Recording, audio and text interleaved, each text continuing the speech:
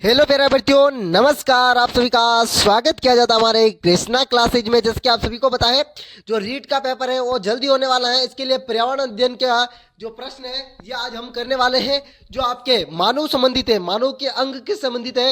एक दो प्रश्न पक्का आने वाला है। ये जिसने भी वीडियो देख लिया ना, वो दो प्रश्न आपके पक्के करने वाला, 2 नंबर आपके पक्के करने वाला है। चलो हम चलते हैं अपने प्रश्नों की ओर।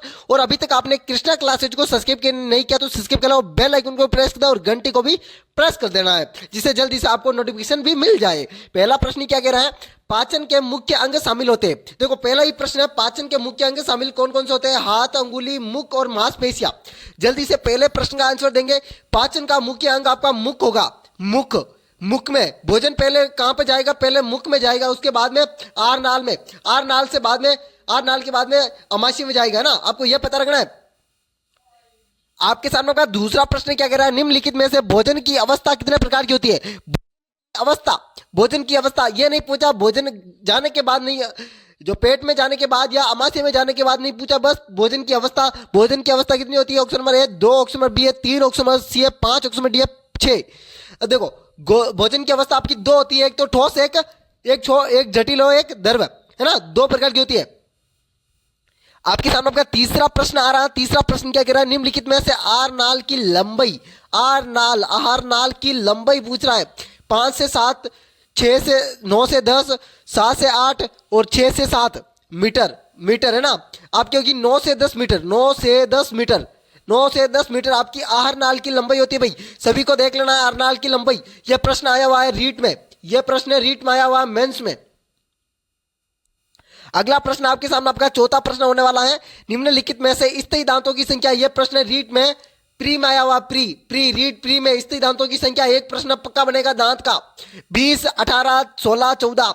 स्थायी दांतों की संख्या आपकी 14 होगी और अस्थायी दांतों की संख्या आपकी 20 होगी। और मिल्क टूथ 20 दांत होते हैं, 20 दांत होते हैं जो बच्चों में होते हैं 6 से 14 वर्ष की उम्र में, 6 से 14 वर्ष की उम्र में होते हैं मिल्क दांत, है ना। अगला प्रश्न आपके सामने आपका पांचवा प्रश्न आ रहा है, निम्नलिखित में से दांत कितने प्रकार के होते हैं? ऑप्शन नंबर ए है 3, ऑप्शन नंबर बी है 4, ऑप्शन नंबर सी है 5, ऑप्शन नंबर डी है 6। दांत आपके 4 प्रकार के होते हैं। कौन कौन से? रत्नक, कृतनक, चवर्णक और अग्र चवर्णक। 4 प्रकार के होते हैं आपके, चार रत्नक, कृतनक, चवर्णक और अग्र चवर्णक। ठीक है ना, आपको याद रखना है चारों ही। आपके सामने आपका छठा प्रश्न पूछा गया है, निम्नलिखित में से कृतनक दांत क्या कार्य होता है? कृतनक दांत के कार्य, पिछली साल रत्नक का पूछा आपके, मैंने कृतनक का पूछ लिया। कृतनक दांत चीरने का, काटने का, पीसने का, सभी। तो कृतनक यानी क्या होता है? कृतनक यानी काटना होता है, क से कृतनक, क से कृतनक बिल्कुल। रत्नक आपका है चीरने फाड़ने का। पीसने का होगा आपका चवर्णक, और जो पीस कर वापिस पीसता है वो अग्र चवर्णक होगा, अग्र चवर्णक, है ना। आपको याद रखना है। आपके सामने आपका सातवां प्रश्न है, निम्नलिखित में से दांत का प्रमुख भाग होता है? दांत का प्रमुख भाग, एनिमल, एनेमल, एडिट एंड डेंटिज। जल्दी बताए। आपका होगा ऑप्शन नंबर ए एनिमल, एनिमल। ये सबसे कठोर होता है एनिमल, दांत का। आपके सामने आपका आठवां प्रश्न, निम्नलिखित में से दांत का अध्ययन किसने किया? भाई दांत के बारे में पूछ रहे हो। दांत 4 प्रकार के होते हैं, कृतनक, रत्नक, चवर्णक और अग्र चवर्णक। पर सर दांत आपके 20, 14 दांत तो इससे होते हैं, 20 दांत आंचते होते हैं जो मिल्क टूथ दांत कहलाते हैं। बिल्कुल जी सर। और आपको पता है दांत का अध्ययन किसने किया? यह प्रश्न नहीं आया तो दांत को पढ़ने का ही कोई फायदा नहीं। पर एक बात है, एक हाथी में दांत कितने होते हैं? हाथी में आपके 2 दांत तो दिखावटी होते हैं, 26 दांत होते हैं आपके, है ना। 26 दांत होते हैं आपके हाथी के, है ना। चूहे के कौन से दांत होते हैं? चूहे के आपके कौन से दांत होते हैं? कृतनक। बी एस समर, एस्ट्रोलॉजी, एडिटोलॉजी और जीन प्याजे। आपका होगा बिल्कुल जी बी, ऑडोटोलॉजी। ठीक है ना, आपको याद रखना ऑडोटोलॉजी। अगला प्रश्न आपके सामने आपका नवा प्रश्न आ रहा है। नवा प्रश्न क्या कह रहा है, निम्नलिखित में से लार का पीएच मान, पीएच 6.5, 7.6, 5.6, 9.2। आपका लार का पीएच मान होगा 6.5 होगा लार का पीएच मान। अगला प्रश्न आपके सामने आपका 10वां प्रश्न आ रहा है। 10वां प्रश्न इंपॉर्टेंट प्रश्न आ रहा है। 10वां प्रश्न क्या कह रहा है आपसे, निम्नलिखित में से टाइलिन टाइलिन किस से निकलता है? टाइलिन टाइलिन, यह प्रश्न आया हुआ है, आप देख सकते हो पेपर उठाकर। मुख से इमेलाई से, एमिलाई से और लार से। टाइलिन आपका लार से निकलता है भाई, लार से आपका टाइलिन निकलता है, बिल्कुल जी। आपके सामने 11वां प्रश्न, निम्नलिखित में से मुख में जाने के बाद भोजन की अवस्था होती है। भाई मुख दो, भोजन कितने प्रकार का होता है? 2 प्रकार का होता है, एक ठोस होता है, एक द्रव होता है ना। पर मुख में जाने के बाद भोजन की अवस्था कितनी होती है? 3, 4, 5, 7। जल्दी से बता दे भाई। बाहर तो भोजन की अवस्था 2 होती है, पर मुख में अंदर जाने के बाद भोजन की अवस्था कितनी होती है? 3 होती है। कितनी होती है? 3 आपको याद रखना है। अगला प्रश्न आपके सामने आपका 12वां प्रश्न पूछा गया, निम्नलिखित में से भोजन की गति किस प्रकार की होती है? भोजन मुख में गया, मुख में बाद आगे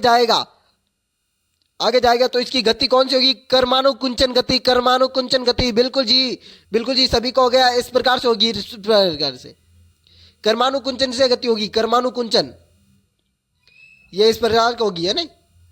इस प्रकार की गति होगी मुख में जाने के बाद भोजन की। अगला ही प्रश्न आपके सामने आपका 13वां प्रश्न आएगा, मुख में जाने के बाद भोजन और लार को क्या कहते हैं? भोजन की 3 अवस्था होती है, पर मुख में जाने के बाद भोजन प्लस लार क्या कहलाएगा? बोलस, टाइम, काइल और काइल। मुख में जाने के बाद भोजन और बोलस कहलाएगा, बोलस क्या कहते हैं उसे? बोलस। अगला प्रश्न आपके सामने आपका 14वां प्रश्न आ रहा है, मुख में जाने के बाद लार प्लस अमाशय यानी पेट में क्या कहलाएगा? बोलस, टाइम्स, काइम और काइल। आपका होगा काइल, काइम कहलाएगा। ये तो होगा लार प्लस भोजन, ये होगा भोजन प्लस अमाशय। आपका 15वां प्रश्न आ रहा है, अमाशय का आकार होता है, अमाशय यानी पेट का आकार किस प्रकार से होता है? जल्दी से बता दीजिए।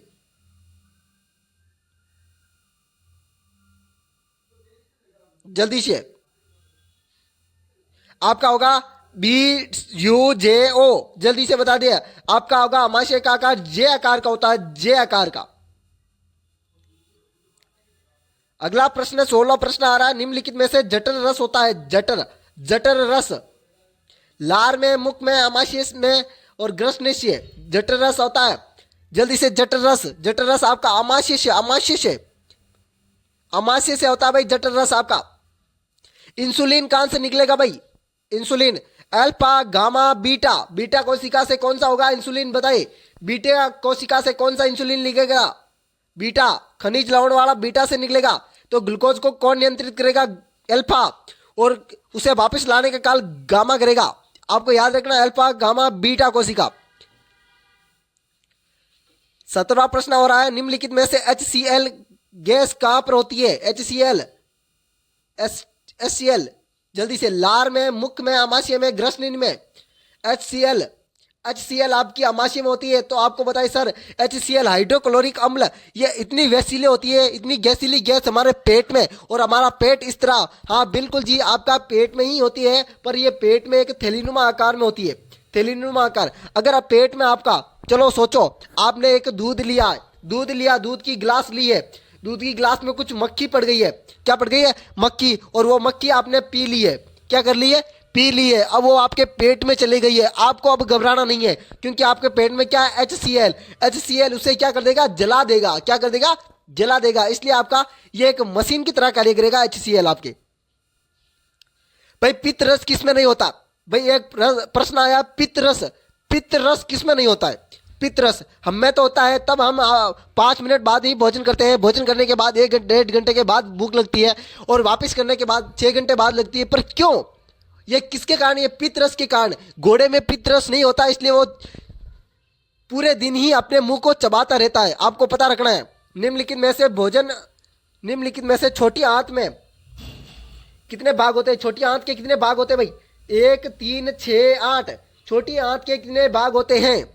छोटी आंत के 3 होते हैं। छोटी आंत के 3 भाग होते हैं, आपको याद रखना भाई। अगला प्रश्न 19वां प्रश्न आ रहा है, निम्नलिखित में से रेनिन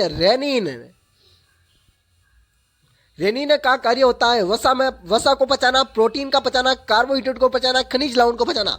बिल्कुल जी, रेनिन का कार्य होता है प्रोटीन को पचाना। ये बच्चों में ही होता है, बड़ों में नहीं होता। बड़ों में क्या होता है? टाइलिन होता है, टॉनिज।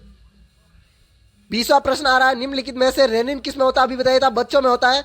और इसी प्रकार का वीडियो देखने के लिए हमारे कृष्णा क्लासेज को सब्सक्राइब और बेल आइकन को प्रेस कर देना। थैंक यू सभी दोस्तों को।